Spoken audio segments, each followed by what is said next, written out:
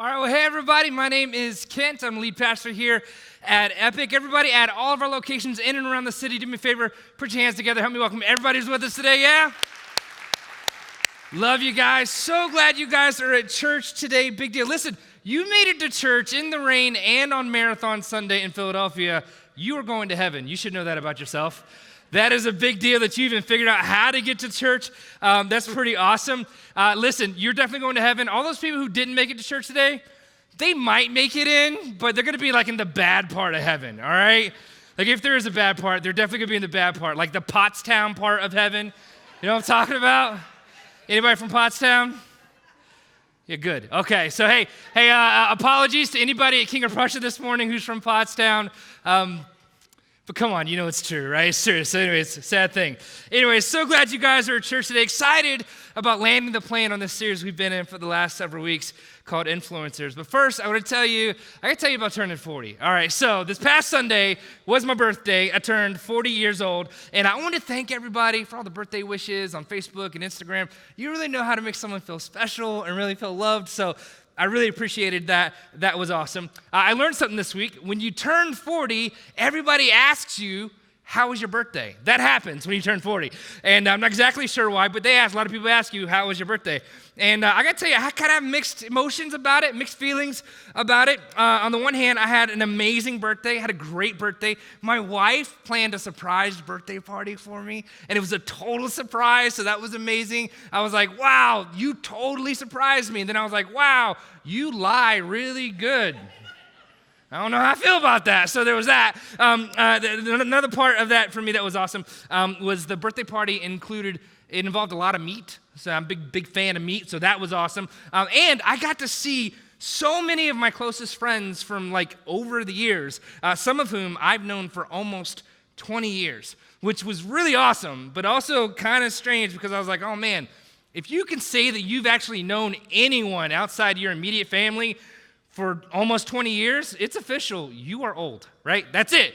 I think that's the litmus test. You're old if you've known somebody outside your family for like 20 or so years. So I was like, I had this awesome birthday thing going, but I kind of had this, man, it's official, I'm kind of old thing going on at the same time. And then the week of my birthday, two things in particular happened that really messed with me. All right, so let me vent. All right, can I have this moment? Here's the first thing that happened. My knee just decided that it was not going to do stairs anymore. Just decided, nope, no more stairs for you. You've done enough stairs over these 40 years. No more. So you know how long it takes to get upstairs with just one leg that does stairs? Forever. Takes forever. So that was not cool. Now I got to go to the doctor and actually get an x-ray and get that checked out and see what's going on there. The second thing that happened that messed with me was I was looking in the mirror and I was getting ready for work one morning. And I looked and I noticed a single hair on my forehead, like right here. And what was odd about it was a very, very strong hair, but it was just one, and there was no other hairs around it. And I was just like, what? This is odd. How did I grow just one hair right here? Like, what's that about? And then all of a sudden it hit me. Oh, there used to be other hairs around that hair. They've all receded, and that's just the last man standing. That's all that is. It's like Custer's last stand for my youth right there. And I was like, oh my gosh, I can't believe this. So in my birthday week, I turned 40. My knee stopped working when it came to stairs, and I found out that my hairline's been receding, and I had no idea. Not cool. Not cool at all. It was not a good thing. And so you have a week like that, and let me tell you what happens. You start thinking about stuff. Like you start reevaluating your life and your decisions and choices. You're like, what is going on? And I think it's because you realize just how fleeting time really is. I mean, it goes by so fast. Now, don't get me wrong. I'm not down about being 40. I'm actually pumped about being 40. I think it's cool to be 40 because you finally know some stuff. That's a big deal. I think that's awesome. And those of you that are on the younger side, I know what you're thinking. You're like, okay, boomer. You finally know some stuff. I got you. Listen, here's the deal about that. Just for the record, I am not a boomer, okay? Technically, I am a zennial, which you don't even know what that is, but it's like a millennial except without all the what's the word? Entitlement. There you go. There it is. Like millennial, but without all the entitlement. No, I'm kidding. It's like a millennial, except with a work ethic. That's what that is. So I'm a zennial. All the baby boomers right now are thinking, yeah, let them have it. But if you're a boomer, you have your own set of issues. All right, like here's the deal. Here's how I feel about boomers. I'm like, why haven't you retired yet? That's what I think. I'm like, when's it ever going to be our chance to be in charge? How are you still holding on? You're 75 years old. Go home. Or something. I'm just saying, just be grandma and grandpa. Anyway, at any rate, so for the record, every generation thinks that the generation before and after them is ridiculous. Is this not true? It's absolutely true, and so I agree as well. So all my Xers, unite, both of us. Anyways, I say all that to say this. I'm not upset about being 40. I'm excited about being 40. I'm excited and pumped for the next 40 years. Let's go get it. But I am more aware than ever that time is a limited commodity. It just is. Listen, whether you like it or not, you're going to spend the next 24 hours of your life on something. It might be Netflix. It might be sleep. It might be catching up with work. It might be hanging out with family. Man, my hope and really my desire for myself is that I would spend it well. My hope for you is that you would spend it well. I heard someone say this one time that says, when you realize that your time is limited, that's when you start to limit what you do with your time. When you realize your time is limited, that's when you start to limit what you do with your time. Isn't that true? And so more and more, I've been thinking about just how to make sure that I'm spending most of my time on the things that matter most. And don't you want that to be true for you? Don't you want to be able to look back and say that you spent most of your time on things that really mattered most? Yeah, of course you do. Like we all want that. Now, if that's going to happen, then we're going to need to know what exactly that is. Like, what is it that really does matter most? Well, in Matthew chapter 22, Jesus actually tells us some things that matter most. And Matthew, I think it's so cool, Matthew records this great little interaction that he has with a group of religious people that were trying to trip Jesus up because they wanted to discredit him. And in fact, there's a group of them called the Sadducees, and they actually went first, and they asked Jesus this trick question to try and get him to answer wrong so they could discredit who he was and all that kind of stuff. And apparently, Jesus' answer back to them was so phenomenal that the crowd that was gathered around, they all just went like, oh, I mean, like dropped the mic, this incredible moment. And the Sadducees just stood there. They just couldn't even respond. They had no response. They just sat there just kind of sad, do you see? It's a really bad Bible joke.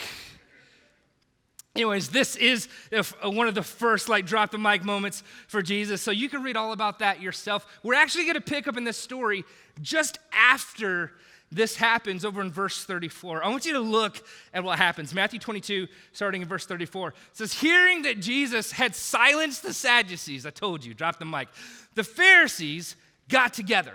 Now, this was another group of religious people at the time who were trying to discredit Jesus. And I don't know if in this moment they huddled together because they thought they could do better than the Sadducees and they had some kind of a plan.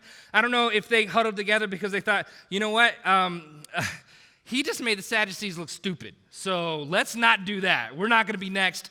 Let's just toss him an easy question and we'll just call it a day. I don't know if they huddled up because they thought, you know what, maybe he knows some stuff that we don't know. And so maybe they would go on and ask him the question that they're about to ask him because they genuinely wanted to know the answer. Regardless of what their motive was, they actually ask a really good question. And so here it is. It says, one of them, an expert in the law, tested him with this question, teacher, which is the greatest commandment in the law? Essentially, this guy, he asks him this. He says, so, Jesus, what matters most? What is it that really matters most? And that's a good question.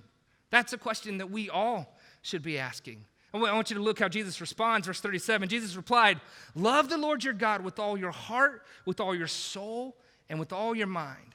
This is the first and greatest commandment. Now, this is really interesting because here, Jesus actually quotes a verse from the book of Deuteronomy, which is in the Old Testament. And it's exactly what they expected him to say. Everybody standing there, they all knew what the greatest commandment was. They knew that the greatest commandment was to love God with all your heart, your soul, your mind, and your strength. What they didn't know was that he wasn't going to stop talking. Jesus continued, verse 39, he says, and the second is like it. And then Jesus quotes another verse from a different book, the book of Leviticus, and here's what he says, and the second is like it, love your neighbor as yourself.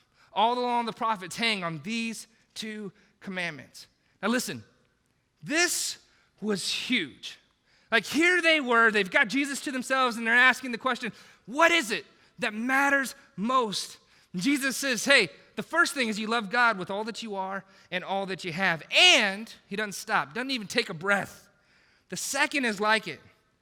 Love your neighbor as yourself. And I bet in this moment they had to be thinking to themselves, like, what do you mean and the second? We didn't ask for a second. Like nobody asked for the second. How are you just gonna sneak that in there? Like what's that about? We didn't ask for a second.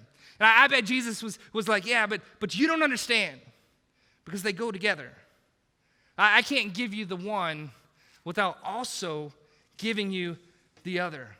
You see, as far as we can tell, Jesus was the first one to take that verse from Deuteronomy and take that verse from Leviticus and put them together. And in doing so, he introduces this idea that there's not just one greatest commandment because there's two greatest commandments. And there's not just one thing that matters most because there's two things that matter most. It's loving God and loving other people. And what he's implying by saying that is this, that you can't love God well if you don't love other people well. That you cannot love God well. He says, you can't love me well if you're not loving other people well. He says, you can't love the Lord your God with all your heart and all your soul and all your might and all your strength if you don't love your neighbor. You can't, and here's why. It's because those two things, they go hand in hand. Those two things, they go together. Now this, believe it or not, was a brand new thought for them. This was like new news. I was like, what? Like up until this point, what mattered most was actually loving God well. But then Jesus steps on the scene and he says, no. There's more to it than that because you can't love God well if you don't love other people well. And in this moment here, Jesus actually elevates the priority and the importance of loving the other people around us to a whole new level. Like this was so contrary to culture at the time. This was like, what do you mean loving other people is as important as loving God? That they're equated, that they're on the same kind of a level. What do you mean by that? And what's interesting is you don't just see this at this moment in Jesus' life. You see this over and over and over again, all throughout the life of Jesus. There was another time whenever he was teaching and he said this, he says, if you're at the temple and you're offering your gift at the altar, and if in that moment you remember that things aren't good between you and someone else, you should leave your gift there, go find them, make things right, and then come back to the temple and then give your gift. And again, we see here's what he's saying, you can't love God well if you're not loving other people well. And then one more time, just before he left his disciples, he got them all together. And here's what he said to them in John 13, verse 34. He says, a new command I give you, love one another. And I bet in that moment, all the disciples looked at each other and they're like, what's so new about that? And then he goes on to tell them how they should love one another. As I have loved you, so you must love one another. And man, I bet when he said that, they were like, oh, I see. See, because they knew that meant loving someone more than just loving them when it was convenient. And they knew that loving each other like that meant loving each other more than just whenever you think that other person deserves it. That meant more than just loving someone whenever it won't cost you that much to love them. That meant more than loving someone when there might be something in it for you as well. You know what I'm saying? I scratch your back, you scratch my back. If there's something for me in this, then I'll pursue it, but if not, See, what they knew is that this kind of love, that a Jesus kind of love, would mean loving people whether it was convenient or not. It meant loving each other whether the other person deserved it or not.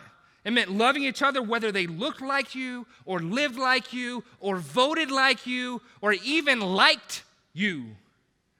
You see, this kind of love, it's not normal. It doesn't come natural, and it certainly doesn't come easy. And I think Jesus kind of knew that he was asking, what he was calling them to was a big deal. Would be a challenging thing from time to time. And so I want you to see what he says to them next. He says, by this, everyone will know that you're my disciples if you love one another. He says, listen, guys, this is what's going to set you apart from everybody else. This right here, you don't know it yet, but this is your secret sauce. Like, this is the thing that's so different. It's so unexpected. It's so uncommon. It's so counter to culture that everyone's going to be talking about it. And this is the thing that I want you to be known for.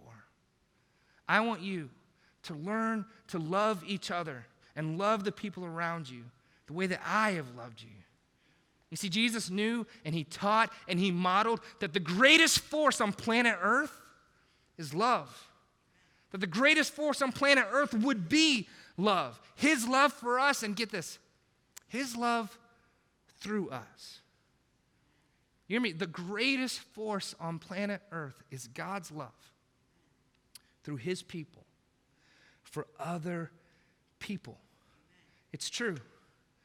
Listen, if people know anything about you, they should know that you love them. Not just because of what you say, but because of what you do. People know anything about you. It should be that they know that you love them. Not just because of what you say, but because of what you do. And gang, that right there, I think that speaks volumes about the kind of people we should be. And that right there, I think that speaks volumes about the kind of church we should strive to be. Because I'm telling you, people like that, people who are bold enough to push past their boundaries and love the people on the other side of them, churches like that, churches that are bold enough to not just be concerned about keeping what's theirs, but loving everybody, those are the kind of people, and that's the kind of church that's so different, so uncommon, so unexpected, so countercultural, that God could use that kind of a place to change the whole world. You see, this series that we've been in for the past several weeks has been all about this idea that whether you know it or not, you are an influencer. Like, there's a circle of people at your work, at school, in your family, at the gym, in your neighborhood, on your team, who are directly affected and directly influenced by you. And so here's my question for you. How's that going? Like, how's that going? When those people think of you, do they know that you love them? Or would they have no clue? When those people think of you, do they know that you love them? Or would they think you're just too busy for them? When those people think of you, do they know that you love them? Or would they think that you really just don't care? When those people think of you, when those people see your social media, do they know that you love them? Or would they think that you think that they're an idiot? What would they think? New rule when it comes to social media. I think you should tweet others like you want to be tweeted.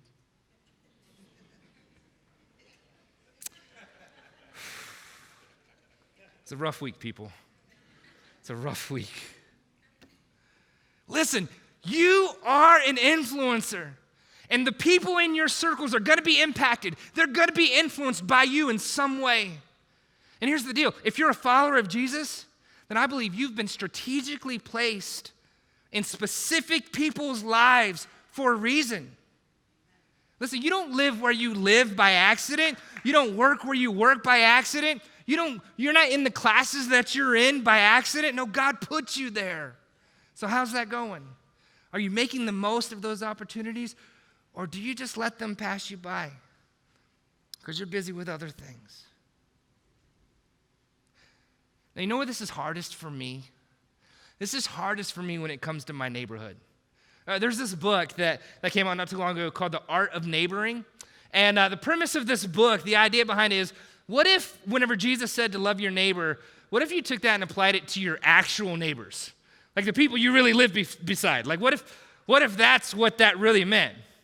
And it was written by some pastors in Denver who actually sat down. Here's how it started. They met with the mayor of Denver, and they asked him, hey, as a group of churches, what could we do together to help make our city better? And here's what the mayor said back to them. I want to read it word for word. He says, the majority of the issues our communities are facing would be eliminated or dramatically reduced if we could just figure out a way to become a community of great neighbors. Do you hear that? The mayor went on to say, what we've seen is that relationships always trump programs.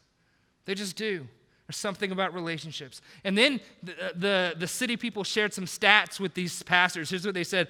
They said when people are in good relationships in their neighborhood, they live longer. Did you know that? You live longer if you have good relationships with your neighbors. And they said the elderly people who are shut in get cared for by the person next door. It says at-risk kids are mentored by the dad who's down the street. It says whenever people in a neighborhood are known by name, when they know each other by name, crime is lowered by 60%. What? Are you serious? When natural disasters strike, neighbors are the first responders. And then they said this to these pastors. They said, by our calculations, there is no difference between Christian and non-Christian neighbors in our communities. They're the same. There's no difference. And these pastors, they left that meeting, they were crushed. And the mayor said to them, they said, hey, if we could just get all these people who go to church and say they love God, if we'd actually get them to, live like it, love their neighbor, do what Jesus said, many of the challenges and the problems that we have in our communities would simply go away. But they're not. So, how is that? So these pastors got together, and they got together with a bunch of other churches, like 300 churches in all across Denver, and they just decided they were going to tackle this problem head on. And they challenged their church people to be good neighbors in their community. And this thing just got bigger and bigger and bigger, and it made a huge difference there in the city. Now, in this book, it's really interesting because they give you some tips about how to be a good neighbor. And I just want to share those with you as we land the plane. But there's this really interesting and challenging exercise actually called the block map. And so here's what it is. You get this piece of paper, and this is supposed to represent your block or your neighborhood. And it's pretty cool because the center square, that represents your house, all right? So that's where you live. And I know some of you are looking at this, and you're like, they've obviously never been to Roxborough because that looks nothing like my neighborhood, and or they've never been in North Philly, right? This is not what we got going on up there. That's okay, just pretend. All right, so here's how it works. Your house is there in the middle, and then you just fill in what are the 8 closest neighbors that you have. So if you live in an apartment complex, what's the 8 closest apartments to you? And what's interesting is that the very first thing they ask you to do is fill in the names of the people who live in each of those homes. And I was like, all right, I'm going to do it. So I sat down. Took me a whopping 2 seconds because I didn't know anybody's name. I knew one dude's name, Sean, across the street. There's one guy. So I filled out Sean. I was like, all right, I know Sean. And then I guessed it the next one. I was like, Bob, Bill, it's one of those. It's one of those. He's the guy who lives over there. And I realized that here's how I know my neighborhood. That's the guy who's really good at shoveling his snow. Really good. I mean, like every 30 minutes, like clockwork, he's out there. It doesn't even let it build up. He's already doing it. I'm like, all right, I like the way you work.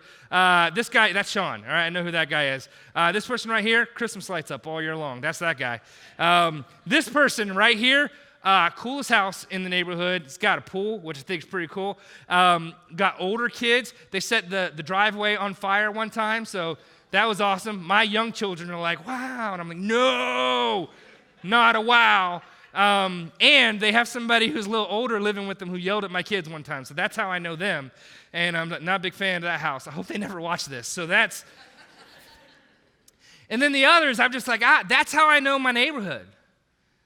And I realized, how could I love my neighbor if I don't even know their names? Like, are you serious? Now, I know that lots of you, you're doing the work right now. You're sitting here, you're looking at this, and you're filling it in. And there are lots of you got it down. Like, you're nailing it. You're like, oh, man, I'm so much better than you. Yes, you are. You are, in fact, better than me. But here's the thing, that book, it gives 3 suggestions about how to be a really good neighbor. And so I just want to leave those with you as we land the plane on this series. Here's the first thing. It says you should learn their names. Learn your neighbor's names. Dale Carnegie said this, a person's name to that person is the sweetest and most important sound of any language. Isn't that true? There's just something powerful when someone calls you by name. One of my favorite events that we do every year is Night to Shine, and it's this prom that we hold or host for people with special needs here in the city. And my favorite thing to do at the prom is actually to be on the red carpet, and everybody gets a name tag. And when our guests come walking down the red carpet, we're all clapping and cheering, and I always read the name tag, and I yell out their name. And it's so cool because when they hear their name, I get the best smiles. It's just like, you know? And I'm like, oh, this is so awesome. I love doing that. Why? Because there's something powerful. Something powerful about hearing someone call you by name. Whenever Jesus called his disciples, he called them by name.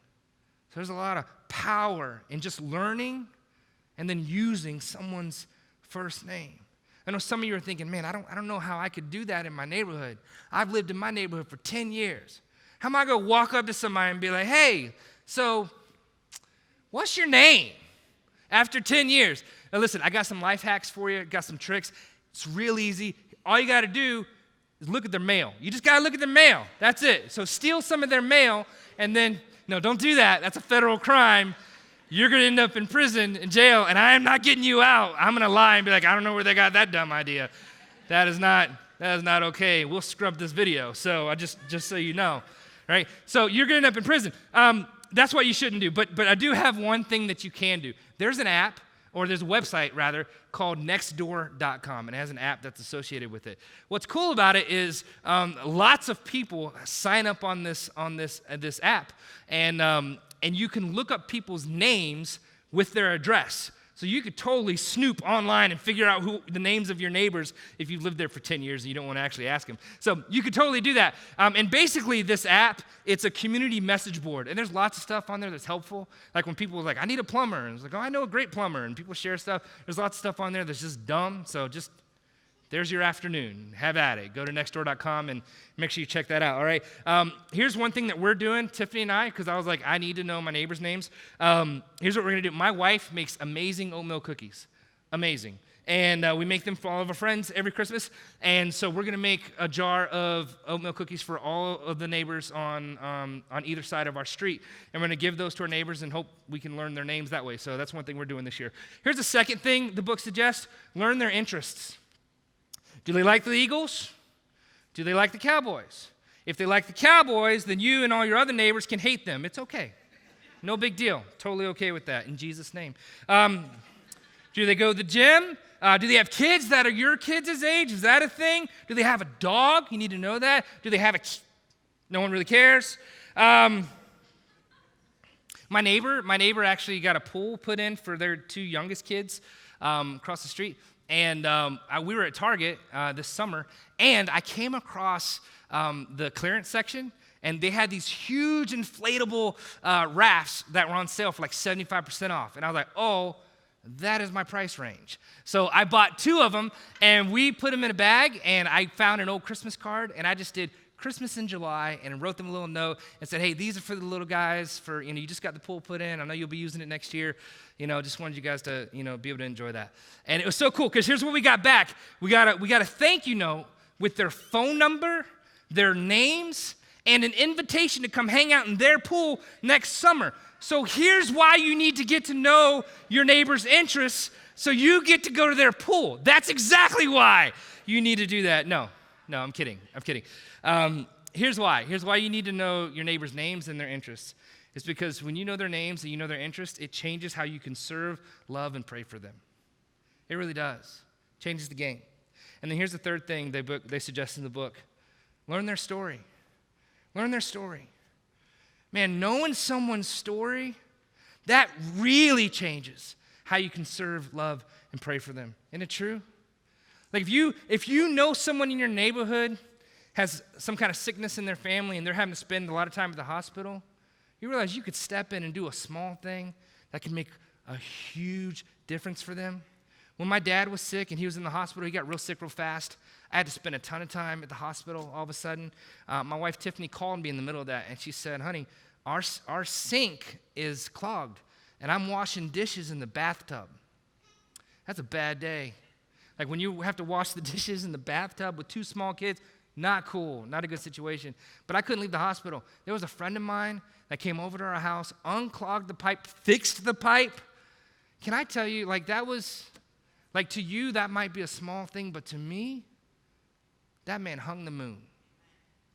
How cool would it be if you knew your neighbors enough that when they needed something small, that was actually something big, you could be the one to step in and love them in that way? What if there's somebody in your neighborhood who's a widow or a widower, and just a visit from time to time over coffee, some conversation, and some laughs? Can you imagine how appreciated that would be after not having someone to talk to very often? If you know someone's story, you can serve them in extraordinary ways. Maybe there's someone on your block who's been trying to get pregnant, and finally they do. What if all your neighbors got together and threw a baby shower? Like how awesome would that be? Can you imagine what that would say to that couple, that they'd be celebrated in that way? Oh. Listen, here's the statistics. Only 10% of people know their neighbors' names. Only 3% of people know their neighbors' interests. And less than 1% of people know their neighbor's story. Here's what I know. Every person needs to be needed and known. Every single person needs to be needed and known. Because of that, every single person needs a role and a relationship. In fact, that's something that we try to provide for every person at one of our churches. We want you to have a role and a relationship because every single person needs to be needed and needs to be known. But what if you could figure out a way to use your influence in your neighborhood to help create that for people in your neighborhood who don't have a place like this where they can find those things? What if you were able to be creative enough to figure out some way to love your neighbor that way? See, here's the goal.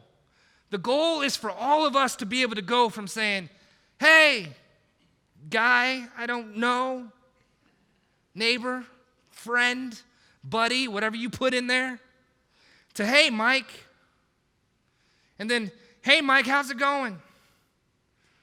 Or then, hey, Mike, how'd that thing go that you told me about? And then, hey, Mike, can I help you with that? To then, hey, Mike, we're grilling over here. You want to come over and grab a burger?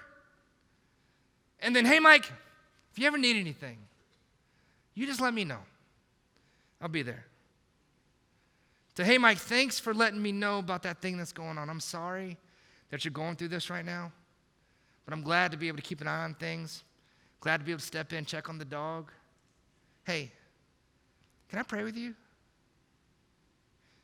You see, that's the goal, to go from stranger to acquaintance to friend. And I know that all your neighbors aren't going to become your best friends, and you're like, I don't want all my neighbors to become my best friend. But when they think of you, they should know that you love them, not just because of something you say, but because of what you do. And not because you have some kind of hidden agenda. No agenda except to just love them like you love yourself, to love them like Jesus has loved you, to love your neighbor like Jesus taught. That's the only agenda, just to love them. No hidden agenda. Listen, you can do that over coffee. You can do that while you're waiting at the bus stop. You can do that at a barbecue. Listen, they did this study. This is interesting. They did this study. 99% of people eat food. 99% of people eat food. 1% of people eat kale, which I think is not food. So I don't know what to do with these people. But how amazing would it be if over the next year you were able to grab a meal with all these people? Like, how incredible could that be? Now, some of you are thinking, all right, Kent, nice talk. There ain't nobody got time for that. Listen, love requires sacrifice. It just does. And loving your neighbor, here's what I know. It will impact your wallet, it's going to impact your calendar, and it's going to impact your comfort zone. Absolutely. but it's worth it. It's worth it because it matters. And it matters so much that Jesus put it right up there with loving him. He says, you can't love God well if you're not loving other people well. You know what I'm saying? So if your pushback is, man, I don't have enough time or energy to love my neighbor, I think Jesus would push back and say, hey, you're not doing it right.